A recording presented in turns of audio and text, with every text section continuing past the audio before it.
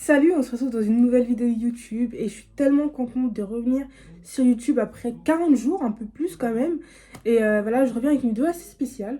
J'espère que tu as passé un bon temps de carême, j'espère que tu as passé une bonne Pâques. Joyeuse Pâques d'ailleurs si tu regardes cette vidéo dimanche de Pâques, on est le 20 avril 2025. Et voilà, c'est une vidéo qui me tenait à cœur et une vidéo que je prépare quand même depuis un bon moment.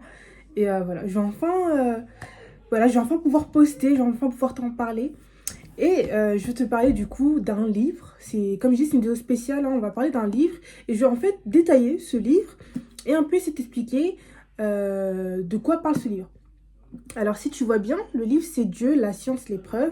Et c'est un livre assez complexe que je vais essayer vraiment de généraliser, vraiment de vulgariser, pour que si tu n'es pas un scientifique, si tu ne fais pas d'études scientifiques, tu puisses comprendre. On sort de cette semaine sainte, et c'est vrai que durant cette semaine sainte, on a appris beaucoup de choses. Je ne sais pas si tu es croyant, je ne sais pas si tu es chrétienne, ou si tu es chrétien, mais si tu es croyant, alors il y a une chose qu'on a appris, c'est qu'en une semaine, beaucoup de choses peuvent se passer.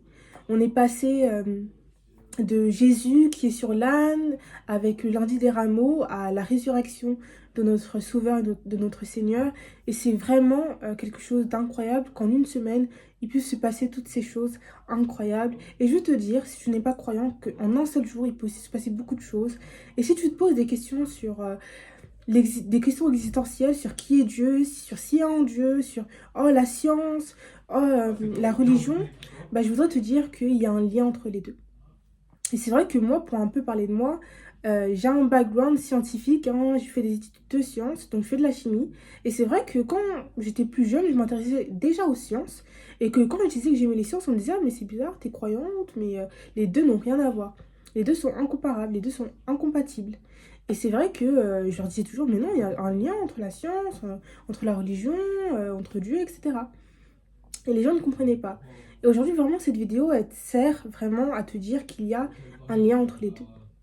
Qu'on peut trouver des preuves scientifiques, des cohérences pour prouver l'existence d'un Dieu. Et ce livre le résume très très bien. Après, vraiment, comme je l'ai dit, je vais vraiment essayer de vulgariser toutes les preuves qui vont être émises. Mais tu peux tout à fait faire tes recherches et te former vraiment te faire ton propre avis sur la question, sur l'existence de Dieu. Là, vraiment, pourquoi je suis là, c'est pour te dire qu'il y a vraiment... ce ne sont pas deux mondes différents, mais vraiment des mondes qui se raccordent quand on explique bien les choses. Et du coup, voilà, avant de commencer cette vidéo, je veux déjà te permettre de revoir une notion qui est très importante. Alors, comme j'ai dit, le livre s'appelle Dieu, la science, l'épreuve. Et on va commencer par voir qu'est-ce qu'une preuve. Alors, pour cette vidéo, j'ai pris énormément de notes. Je sais pas si vous voyez, mais voilà, j'ai pris énormément de notes et on va voir ce que c'est une preuve. Alors, une preuve, c'est un élément qui sert à déterminer qu'une chose est vraie. Et c'est vrai que quand je vous parle de preuves scientifiques pour déterminer qu'un Dieu existe, vous êtes plutôt en mode, mais c'est impossible, genre. Il n'y a pas d'équation, il n'y a pas d'expérience qui peut déterminer que Dieu existe. Mais en fait, une preuve, c'est beaucoup plus que ça. Et ici, on va voir les différentes preuves. En lisant ce livre, j'ai listé 6 preuves, 6 domaines, 6 différents types de preuves. Alors, les premières preuves, c'est les preuves absolues. Par exemple, je peux te donner l'exemple des mathématiques. Ce sont des preuves absolues qu'on applique en faisant des calculs. Le deuxième type de preuve, c'est ce qu'on appelle les preuves qui sont très proches de l'absolu. Et on va retrouver donc des preuves théoriques, enfin de la théorie et de l'expérimental. Alors pour te donner un exemple, ça peut être la physique ou la chimie. On va pouvoir prouver par des calculs et par des expériences qu'une chose est vraie. C'est pour ça que c'est très proche de l'absolu. Ensuite, un troisième type de preuves, ce sont les preuves qui sont très fortes. Fortes pourquoi? Parce qu'elles vont pouvoir être modélisables. Et là, on va pouvoir avoir la cosmologie, la climatologie. Ce sont des preuves qui vont être modélisables. On va pouvoir faire des modèles qui vont prouver qu'une chose va pouvoir être vraie. Donc pour la climatologie, par exemple, on sait qu'il y a des millions d'années, il s'est passé ça. Et du coup, on va pouvoir modéliser que maintenant, on est dans les mêmes conditions et qu'il va pouvoir se passer ça. Ensuite, on va avoir les preuves qui vont être fortes, mais pas modélisables. Cette fois-ci, ce sont des preuves qui sont expérimentales, comme en biologie. En biologie, on va pouvoir expliquer oui, là, il y a un cancer. C'est vrai, pourquoi? Parce qu'on visualise des cellules cancéreuses. Donc, ce sont des preuves qui ne sont pas modélisables, on va pouvoir les modéliser, mais les expérimenter en faisant des expériences. Donc voilà, c'était les 4 types de preuves que j'ai fait. Maintenant, on va passer à la cinquième et à la sixième, au cinquième et à la sixième type de preuve. Alors, on va voir ce qu'on appelle les théories. Donc les théories du genre la théorie de l'évolution. Et en fait, ce sont des preuves qui ne vont pas être vraiment expérimentales ni modélisables. Mais vu qu'il y a un nombre de preuves, un nombre de calculs, un nombre de témoignages, et que ce sont des preuves qui sont qualitatives, dans le sens où qui sont cohérentes, on va pouvoir dire qu'elles sont vraies. Elles vont pouvoir aussi être observables. Donc ça, c'est ce qu'on appelle des théories. Ensuite, on a de la pure théorie, c'est pas quelque chose qu'on va pouvoir observer. Et on va avoir la théorie du multivers, on va avoir l'existence de Dieu. Et donc nous, on va regarder un type de preuve qui est purement théorique. Donc qui est ni modélisable, ni expérimentable, et ni calculatoire, comme les mathématiques. En lisant ce livre, j'ai compris qu'on pouvait démontrer l'existence de Dieu par 2 ou 3 points qui sont pour moi importants. Pourquoi je dis 2 ou 3 points? Le premier point, c'est le fait que l'univers a peut-être une fin. Et que s'il y a une fin, il y a forcément un début. C'est pour ça que j'ai dit 2. Il y a forcément un début, et du coup, s'il y a un début, il y a forcément quelque chose qui a poussé à ce début. Il y a forcément quelque chose qui a permis qu'il y ait un début, et du coup, qu'il y ait une fin. Et la deuxième chose, c'est que l'univers est intelligible et ordonné. Maintenant, on va passer à toutes les preuves du coup scientifiques qui ont prouvé ces 2 points. Alors, le premier point que nous allons avoir, c'est le second principe de la thermodynamique et la notion d'entropie. Je pense que c'est une notion qui est importante à expliquer. Pourquoi? Parce que c'est la notion qui décrit le désordre. Un peu pour vous expliquer, qu'est-ce que dit en fait ce second principe? Il nous dit que l'énergie va toujours du plus concentré vers le plus désordonné. Donc par exemple du chaud vers le froid. Et que l'univers va toujours vers plus de désordre. Et qu'est-ce que ça nous dit? En fait, ça nous dit que par exemple pour un glaçon, notre glaçon il va fondre. D'accord? Mais il va jamais revenir à un état solide de manière spontanée. De manière spontanée, c'est-à-dire de manière par lui-même en fait. Il aura toujours un facteur, par exemple, tu vas prendre ton eau liquide, tu vas la remettre dans un congélateur pour qu'il redevienne un glaçon. Mais de lui-même, il ne redeviendra jamais un glaçon.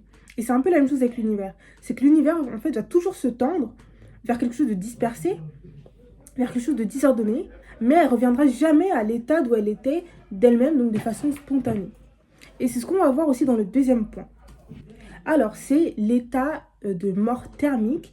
C'est un contexte qui a été décrit par Helmholtz en 1854 et qui dit que l'univers, à un temps X, va atteindre un état de repos complet.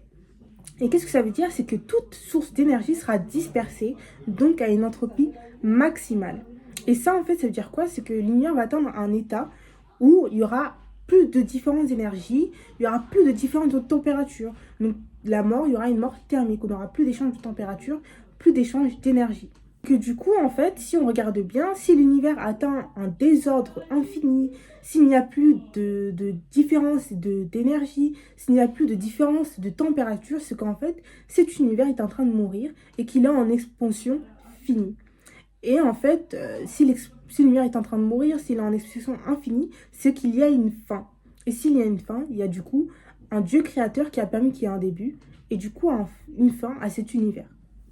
Et du coup, comme vous avez dû le comprendre, le troisième point, c'est la notion d'expansion accélérée de l'univers. En 1898, les scientifiques ont découvert, en regardant la lumière lointaine, que l'univers était en train de s'accélérer et que l'univers, du coup, était en expansion accélérée. En fait, c'est quoi? On peut modéliser l'univers par une boule qui grandit, mais de manière accélérée. Et au final, en fait, si cette boule grandit très, très, très, très vite, elle va exploser à un moment. Et du coup, on peut se dire que l'univers, en fait, c'est comme une force invisible. Enfin, cette explosion accélérée, c'est comme une force invisible qui va tout tirer vers l'extérieur. Et que du coup, ça peut un peu nous montrer que l'univers a peut-être une fin. Et cette fin aussi, elle veut nous dire que l'univers a forcément eu un début. Et ça va aller avec le quatrième point de cette vidéo, qui est la notion de Big Bang. Le Big Bang. Alors le Big Bang, c'est une notion, je pense, qui intéresse pas mal de gens. Et beaucoup de gens pensent que quand on parle de Big Bang, on est contre les croyants, on est contre les chrétiens, etc. Alors que non, c'est une notion justement qui s'appuie sur ce que nous pensons. Nous, on pense que l'univers a été créé, qu'il a été pensé. Et du coup, si cet univers a été créé et a été pensé, il a forcément un début. Et qu'est-ce que dit le Big Bang? C'est que l'univers a un début. Il a peut-être été chaotique, mais ça reste un début. Et du coup, cette notion de mort thermique, la notion d'expansion accélérée de l'univers et la notion du second principe de la thermodynamique appuient totalement ce que dit le Big Bang. Le Big Bang dit que l'univers a eu un début. Et que du coup, à la fin, on aura la mort thermique de l'univers, l'expansion accélérée et du coup, notre second principe de la thermodynamique qui vont totalement avec ce que dit le Big Bang. Et totalement avec ce que croient les croyants du fait que l'univers a été créé, pensé et qu'il a un début et une fin. Et que du coup, ces 4 points, qu'est-ce qu'ils veulent nous dire au final? Ils veulent nous dire en fait qu'il y a eu un début à la matière, il y a eu un début au temps, il y a eu un début à l'espace, et que du coup, il y aura forcément une fin à ces choses. Et que du coup, ça veut forcément nous dire qu'il y a quelque chose qui a permis la création de ce début et qui va permettre la fin de cet univers. Si vous voulez un peu plus approfondir ces recherches-là, vous allez devoir un peu regarder ces différents domaines en fait. On va voir la thermodynamique avec le second principe de la thermodynamique et avec la mort thermique. Donc vous pouvez un peu vous intéresser à la thermodynamique. On va voir la cosmologie avec le Big Bang, avec l'expansion de l'univers. On va avoir la philosophie avec ce qu'on appelle la théorie du calame.